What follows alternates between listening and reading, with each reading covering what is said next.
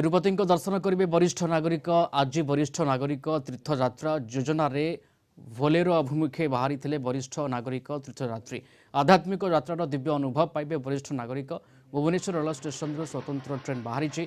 पुरी, खोर्धा, कटक, जगतसिंहपुर, ढेंकानाल और केन्द्रापड़ा जिलार वरिष्ठ नागरिकों स्वतंत्र ट्रेन भुवनेश्वर रेल स्टेशन छाड़ी। मुख्यमंत्री नवीन पट्टनायक तीर्थयात्रार शुभारंभ कर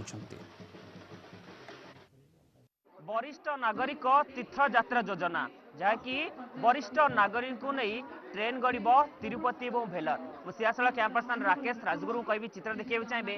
ये हूँ रेल स्टेशन चित्र। वरिष्ठ नागरिक तीर्थयात्री योजना रे सामिल होती वरिष्ठ नागरिक। आध्यात्मिक यात्रीर दिव्य अनुभव करेंगे तीर्थयात्री।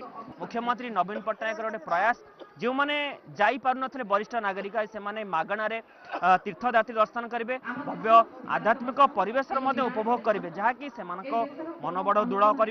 आज जो तीर्थयात्रा जाऊँगी सब वरिष्ठ नागरिक माने पुरी, खोर्धा, कटक, जगतसिंहपुर, केन्द्रापड़ा ये ढेंकानाल ये विभिन्न जिलूर सब वरिष्ठ नागरिक माने जाउछंती एवं तिरुपति, भेलूर ये सब अभिमुखे यात्रा करछंती। आज को मिसेकरी 28 पर्याय प्राय 27,000 रु अधिक तीर्थयात्रा कर सारे बुली सारे वरिष्ठ नागरिक माने एवं ये गोटे अभिनव प्रोग्राम माननीय मुख्यमंत्री जनप्रिय कार्यक्रम।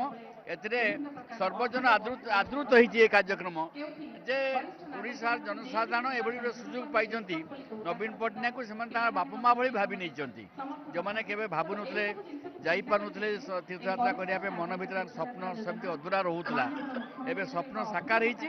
माननीय मुख्यमंत्री सुजोग देते से बुलवाई तीर्थयात्रा करेंगे, पुण्य अर्जन करेंगे, धर्म अर्जन करेंगे, प्रभु को दर्शन करके विभिन्न क्षेत्र आसवे। माननीय मुख्यमंत्री जो विजन जे प्रत्येक मुरबी आमर राज्य रे तांकर दिव्य चेतना गोटे दिव्य अनुभूति पाई जो व्यवस्था राज्य सरकार करबा दरकार आज से व्यवस्था आपण देखुचंती। आपण मु आमे समस्ते खुशी जे आज आमर जे मुरबी से माने उल्लसित जे आज प्राय 960 जन सीनियर सिटीजन से माने जाउचंती आज तिरुपति वेलोर आ एपरी भाबे ए जो क्रम रे जाउचंती प्राय 27,000 आमर जे मुरबी माने से माने समस्ते विभिन्न जगह को जाई फेरिले।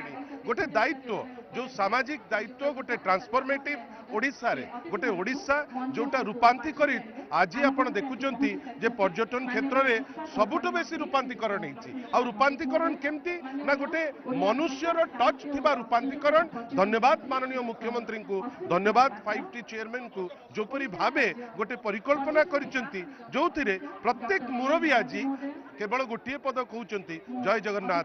धन्यवाद। पिला जाऊँ गोटे असुविधा ना पैसा खर्च कर जापारूँ जदि मागणा जाऊँ खुशी नुआ कौन असुविधा अच्छे भल अच्छे बहुत खुशी आम हो। जो नवीन बाबू जो फटो बा देखा ये आम बहुत खुशी अच्छे। आम जो गरीब लोक जापार न गरीब लोक आम जापर ना बहुत भल लगे। नवीन पट्टनायक संभव हो बहुत खुशी भी लगुच। सब कौन किसी अभाव होनी सब भल बढ़िया लगुच। बाबू नवीन बाबू बहुत भल कर प्रभु जययुक्त करूँ। बहुत बढ़िया लगे आमको भाया प्रशासन आनिकी पसंद बहुत खुशी लगे। नवीन बाबू बहुत प्रशंसा भगवान मंगल करते। Bhubaneswar campus Rakesh Rajguru Soumyaranjan report Kalinga TV.